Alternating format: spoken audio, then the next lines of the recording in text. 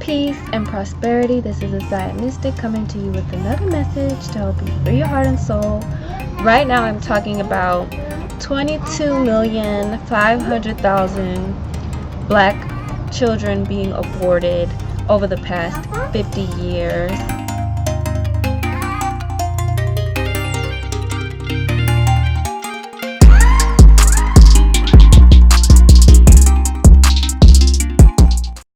I made a previous video called Birthing the New Earth that dives into really the question of if women were given the understanding, the spiritual understanding and the spiritual power to really access these realms of lives and past lives and future lives, and were able to tap into their primordial power of being able to call souls here, would that make a difference?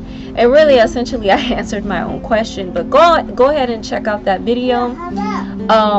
In this video, I am just wanting to speak of a little bit more on how, when this whole pro-life and pro-choice and this argument came up again a few months ago, actually, I think it was last year sometime, I remember there were a lot of women who were not of an Afro Indigenous heritage who were speaking out and saying, you know, if it's your body, your choice. If it's your body, it's your choice. So they're very pro-choice. And now I'm not pro-life and I'm not pro-choice, and I choose to stay out of the political arena because I'm not a Democrat, nor am I a Republican, because I don't live in that world. Now, if I lived in that world and I had to make a choice, that's different. But I don't live in that world. I've created my own world outside of that world. And so right now, I'm just speaking on how there are so many systems and structures that have taken the Afro-Indigenous out of her power, out of her depth and understanding of herself. Okay? So we want to start with understanding that the earth is the direct genetic equivalent to the primordial soul, the primordial woman. Okay? The earth and our disconnection from the earth is what enables us to be in the present state that we are in as Afro-Indigenous people. In the Americas specifically, we are very, very, very, or it has been very pushed on us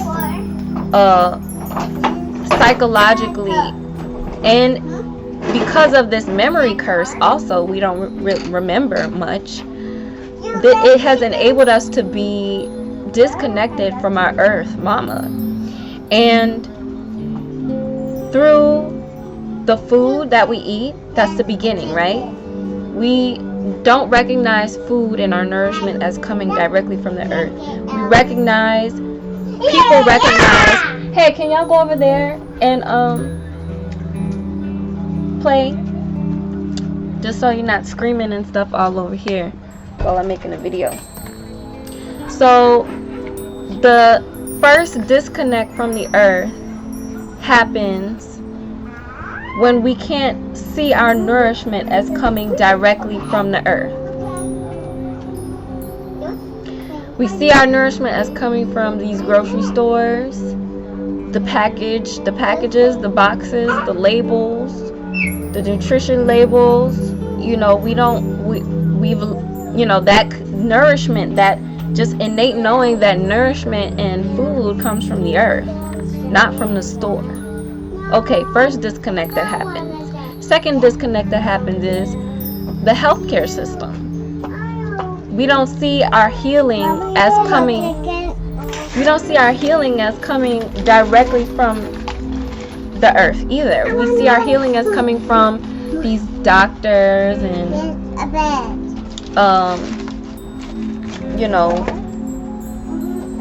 tubes and microscopic glasses and knives that have to cut you open, and That's the first thing we think of when we think of healthcare. The first thing we should be thinking of when we think of health is herbs, flowers, certain fruits, certain vegetables, certain tinctures.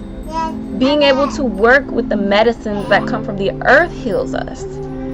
So that's the second disconnect. The third disconnect that happens is the spiritual aspect of being one with the all, being one with the earth, being one with the cosmos, being one with the people, and letting love be our religion. So the fact that we do no longer commune in nature with all the elements, with the waters present, rivers and the lakes and the oceans and the beaches and the fires and the bonfires that we create in the earth and the trees and the different landscapes and the chanting and the songs and the incantations of being in commune with each other and being in this ritual of celebration,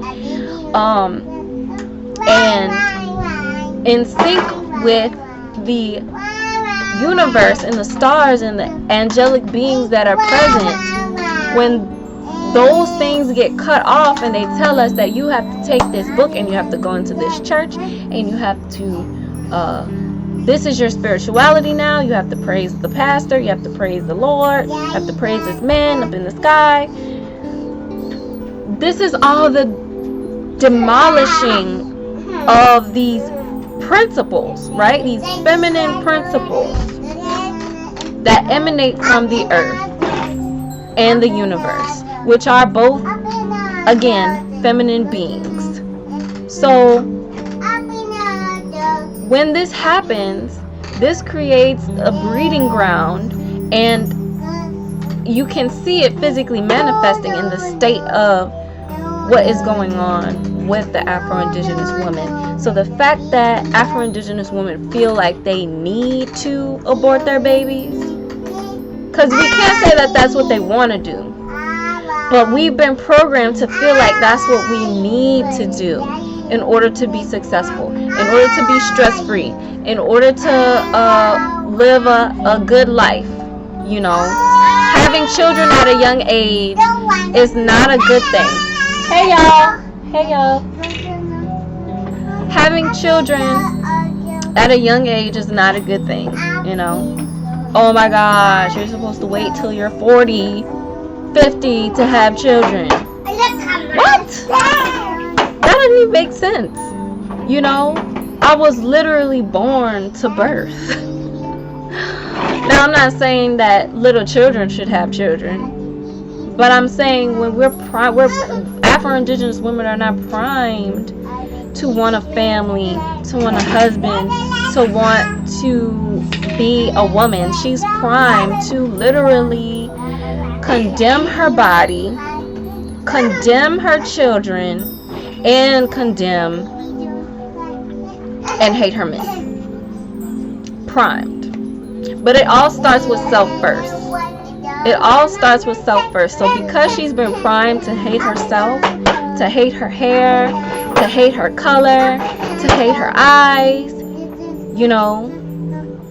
to need to be different, to be accepted, it creates this breeding ground for what we see today. So women, Afro-Indigenous women, coming into the awareness that they have the ability, when they tap into their lunar femininity, and I talk about this in my book. If you have not purchased my book, pre-order my book, The Great Woman Resurrected. Make sure you go pre-order that book, because I talk about how the lunar feminine, when the primordial woman accesses her lunar feminine, she has the ability to call beings here onto this plane. She has the ability to call beings here onto this plane. And that process I speak of a little bit in my previous video. So again, go watch Birthing the New Earth if you haven't watched it. But overall, this is what we go through, and this is how things have led up to what they have led up to. And and I'm not putting it all on the woman, right? Because masculine energy and the masculine existence and its distorted energy that has come to want to basically take the woman's place and hate her.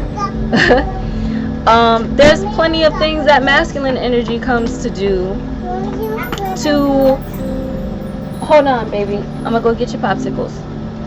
So there's plenty of things that masculine energy comes in that takes the Afro-Indigenous woman out of her self-love, because they're also going through their things where they're getting through their self-hate and their self-loathing. So really it comes down to loving who you are and loving what you are and changing your thought patterns, changing the things that you're telling yourself about yourself.